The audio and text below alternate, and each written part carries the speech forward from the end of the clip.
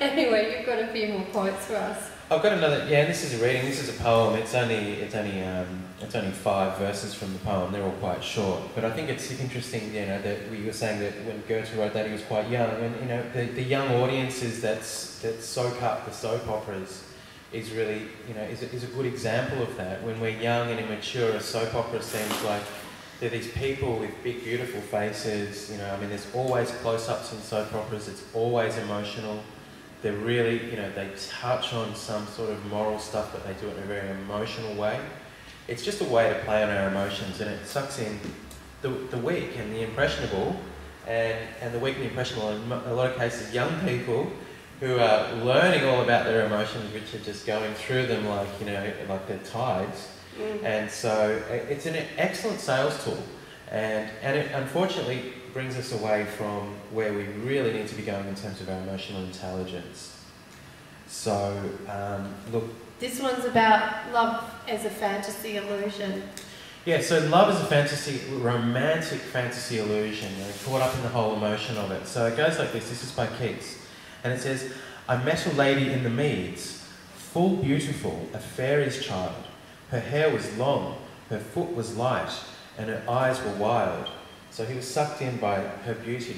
But he goes on, and we're a couple of verses along now, skipping over here. He says, and there she lulled me asleep, and there I dreamed, woe betide, the latest dream I ever dreamed on the cold hillside. I saw pale kings and princes too, pale warriors, death pale, and they were all.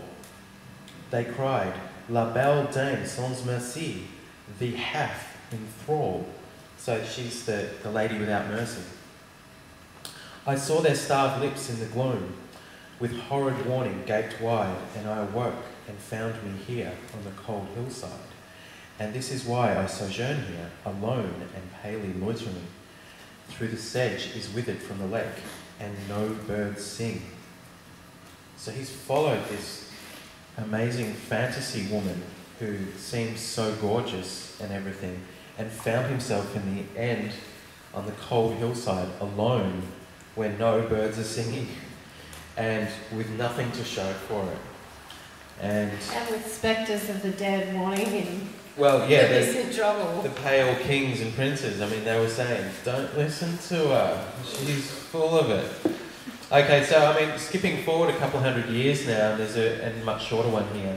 This is by Robert Smith, and it's precisely the same thing. Robert Smith from The Cure, early 80s. And the song's called A Forest, and it's a really nice song. But it goes like this. It says, suddenly I stop, but I know it's too late. I'm lost in the forest, all alone. The girl was never there. It's always the same. I'm running towards nothing, again and again and again and again. So, same principle, same story. She's a fantasy. She's not real, and he's going for it, but she's not there, and he's alone. And this happens to women just as much as men, this idea of the knight in shining armour, or the hero that's going to save us, that you know, we're encouraged to fantasize about. But really, it's an illusion, and it's a very dangerous illusion. Because what actually happens is that this illusion, this fantasy illusion, is you know, taking our sights away from the more mundane realities of our day-to-day life. When we're looking at the mundane reality of our living, and we go, oh, I can't face this. And so the love becomes this illusion in our mind of something that's going to save us from all of that stuff. Love really can't do that. This is a completely unrealistic expectation of what love is and what love can do, because the reality of love tends to be fairly mundane and realistic and day-to-day. You know, the realities of having and raising children, for instance, are incredibly real. They're things that people need to work on, and we need to be growing into and you know, and focused on, rather than our minds being off in this fantasy that we're looking for somewhere else. Because really, the only escape from the mundane realities of life is death. And that is exactly where this fantasy leads, as as is demonstrated in this poem, and has been unfortunately demonstrated too many times in real life as well. Keats wrote that first poem after his brother had just died of a broken heart, and it was unfortunately a very cruel trick that an enemy of his had played on him, where he had written his brother love letters pretending to be a girl who did not really exist. And when this girl then disappeared, his brother, over a period of about 2 years, basically died. You know, his health deteriorated and he died. Now, unfortunately, you know, this isn't just a one-off story. You know, there's Yeah, well, there's a everyone knows probably the MySpace story. It happened about 3 years ago, where there was a girl who was alone. She was having a feud with a certain other girl. She was only about 13 or 14. A very emotional time, and the parent of the girl's friend actually pretended to put up a fake MySpace profile with a very cute boy, and the very cute boy then, which was really her enemy's mum, was eliciting all this information out of her and trying to get dirt on her. And writing to her, seducing her, and then ended up, I mean, does anybody remember that story? It was about 2007. It's quite horrible. The girl ended up killing herself.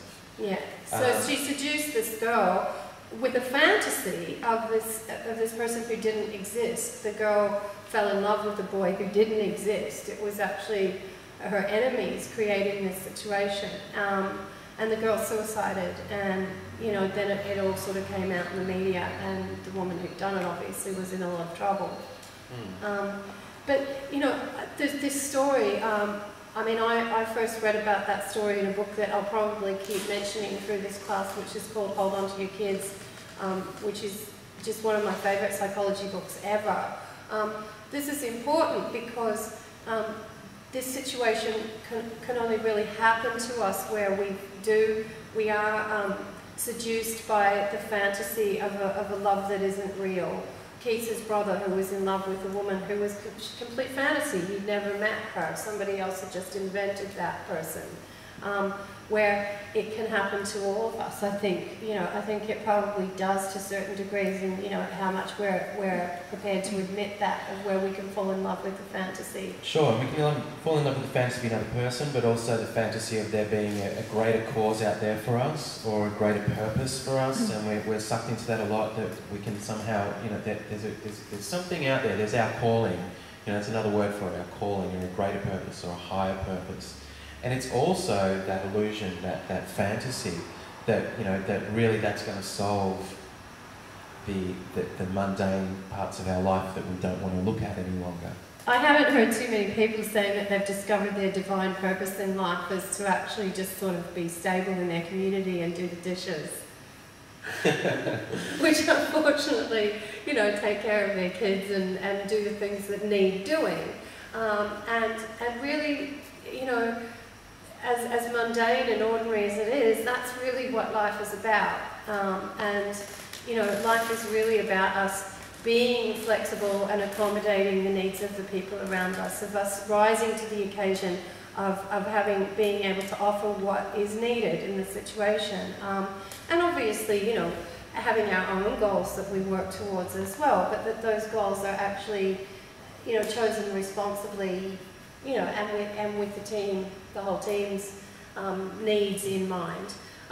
These are not ideas that sell romantic novels by the hundreds of millions. That's the problem. It's not a real good, you know, it doesn't lead to continuing sales like a soap opera does. Yeah, but they are ideas that really do create stable families and create stable communities, if people really understand that there is nothing mundane or shameful or second best about having that as the focus of your life.